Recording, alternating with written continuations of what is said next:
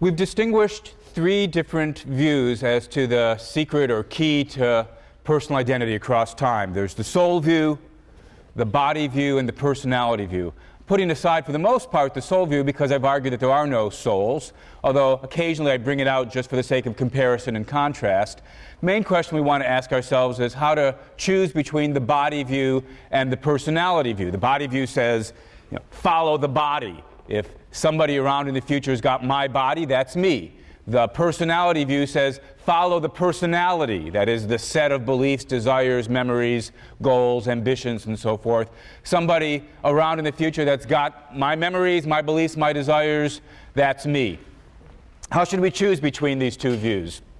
As I mentioned at the end of last lecture, what I want to do is offer us a set of thought experiments. They've got to be thought experiments because in real life, bodies and personalities go hand in hand. But by doing some science fiction experiments, we can take them apart and ask ourselves, well, which one do I think is me? When my body goes one way and my personality goes another way, where do I go? And again, just to remind you, in order to get the intuitions actually flowing, what I'm going to do once I've separated the body and the personality in this way is torture one of the end products. And so I'm going to be asking you to sort of put yourself in the first person, imagine this is happening to you, and ask yourself, which one do I want to be tortured? Or which one do I want to not be tortured? Because that will give you some kind of evidence as to which one you take to be you. And think about this in that kind of special first-person, ego-concerned way that comes naturally to us. Just bracket any moral concerns you may have about torturing other people or agreeing that somebody else should be tortured.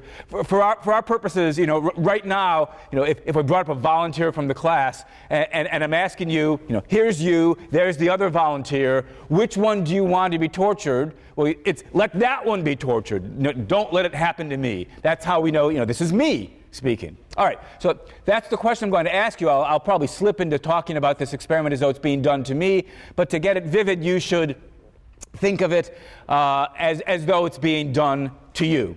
And I'll mention just in passing that these thought experiments that I'm about to give, I'm going to give a pair of them, come from Bernard Williams. He was a British philosopher. All right, so case number one, here you are. The mad scientist has kidnapped you, and he says, I've been working on mind transfer machines. And what I'm going to do is, I've got you, and I've also kidnapped somebody else over here, Linda. And I'm going to hook you up to my machines and swap your minds. And what that means is I'm going to sort of read off the memories and the beliefs and the desires from your brain, and read off the memories and desires and beliefs from Linda's brain. And then I'm going to electronically transfer Linda's memories and beliefs and so forth over here and implant them onto this brain, and take your memories and beliefs and so forth and implant them onto Linda's brain. And so, first we'll put you to sleep and when we do all this procedure, and then when you wake up, you will wake up in Linda's body. There'll be something here that you'll wake up and you'll say, what am I doing in this new body? What happened to my beard? How come I'm speaking in this high female voice? Whatever it is, but you'll think to yourself, well, here I am, Shelley Kagan. I seem to be inhabiting Linda's body. Don't know how that happened. Oh yes, the mad scientist kidnapped me, and he transferred us, he swapped us. He swapped our bodies, swapped our minds. I guess the whole thing works. So the mad scientist explains all this to you, but in order to sort of give it a little kicker, because he's also an evil mad scientist, that may be evil already, but because he's an evil mad scientist, he says, and then when I'm done, so over here we've got Shelley's body, but Linda's personality. So Linda thinking, what am I doing? And what am I doing in Shelley's body? How did I get a beard? Right? So over here, Linda in Shelley's body. Over here, Shelley in Linda's body. I'm going to torture one of these. But because I'm a generous evil mad scientist, I want to ask you, which one should I torture? Now, when I think about this, and again, I'm inviting you to think about this in the first person as though this is happening to you. When I think about this, I say, torture the one over here. I'm going to be over here in Linda's body, horrified at what's been going on, horrified that she's being tortured, but at least it's not happening to me. That's the intuition I've got when I think about this case. When the mad scientist asks me, which one of these two should I torture? I say, torture this one. Because if I were to say, torture this one, and then he does it, think about what's going to happen. I'll be thinking, I'm Shelley Kagan, oh, this is what a horrible situation. Oh, the pain, stop the pain, make it go away. I don't want that to happen to me. If this one's being tortured, nobody's thinking to himself, oh, I'm Shelley Kagan in horrible pain. So I want this one to be tortured. All right, that's the intuition I've got about the case. Now, if you've got that same intuition, think about the implications of that intuition. You're saying that I, Shelley Kagan, ended up over here. But that's not my body. This is Linda's body. Shelley Kagan's old body is over here. But this is the one that's me, because this is the one that I don't want to have tortured. So the body isn't the key to personal identity. Personality is the key to personal identity. This has got my personality, my memories of growing up in Chicago, becoming a philosopher, my thoughts about what I want to have happen to my children, my fears about how I'm going to explain what's going on to my wife, whatever it is. This is the Shelley Kagan personality over here. This is me. That follows then that this intuition suggests that what I find intuitively plausible is the personality theory of personal identity. Now let's tell a different story. Both of these stories, as I say, come from Bernard Williams. Bernard Williams says, here's another example we can think about. Mad scientist, again, kidnaps Linda. And he says, Shelley, I got some news for you. I'm switching between you and me. He says, Shelley, I've got some news for you. I'm going to torture you. And I say, no, please don't do it to me. Please don't torture me. He says, well, I'm in the mad scientist business. This is what I do. I'm going to torture you.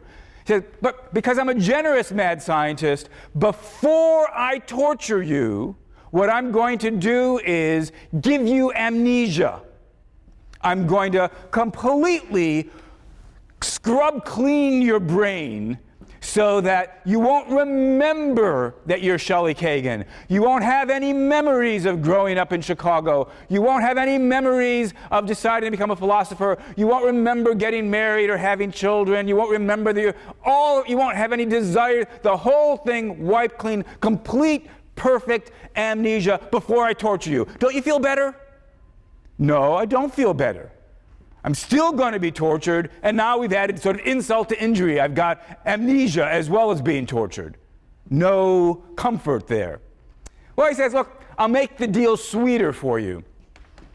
After I give you amnesia, before I torture you, I will drive you insane and make you believe that you're Linda. I've been studying Linda, there she is. I've been reading her psychology by looking at her brain waves and so forth and so on. And so I'm going to delude you into thinking that you're Linda. I'm going to make you think, oh, I'm Linda. Well, you won't talk like that. Oh, I'm Linda. And you'll have the memories of Linda of growing up in Pennsylvania, and you'll remember Linda's family, and like Linda, you'll want to be an author or whatever it is that Linda wants to be. And then I'll torture you. Are you happy now? No, I'm not happy now. First of all, I'm being tortured. I was given amnesia. Now you've driven me crazy and deluded me into thinking that I'm Linda. No comfort there. He says, okay, last attempt you're not being very reasonable. He says, last attempt, I'm going to, after I drive you crazy, make you think you're Linda, I'm going to do the corresponding thing for Linda. I'm going to give her amnesia, and then I'm going to drive her crazy and make her think that she's Shelley, give her all of your memories and beliefs and desires. Now is it okay that I'm going to torture you? No. It hardly makes it, it was bad enough I was being tortured and given amnesia and driven insane. It doesn't really make it any better that you're also going to give amnesia and drive insane somebody else. Don't torture me. If you've got to torture somebody, I say in my non-ethical mood, if you've got to torture somebody, do it to her. Don't do it to me. When I think about this second case, that's my intuition. Now think about the implications of this second case for the theory of personal identity. If I don't want this thing over here to be tortured, that must be because I think it's me. But if it's me, what's the key to personal identity? Well, not personality, because after all, this doesn't end up with Shelley Kagan's personality before the torture. Shelley Kagan's personality is over there. This is Shelley Kagan's body. And that suggests if I don't want this to be tortured, it's because I believe in the body theory of personal identity. Follow the body, not follow the personality. Even though he swapped our personalities, it's still me he's torturing. That's the intuition I've got when I think about Bernard Williams's second case. Now, we're in a bit of a pickle here from the philosophical point of view, because when we thought about the first case, the intuition seemed to be, personality is the key to personal identity.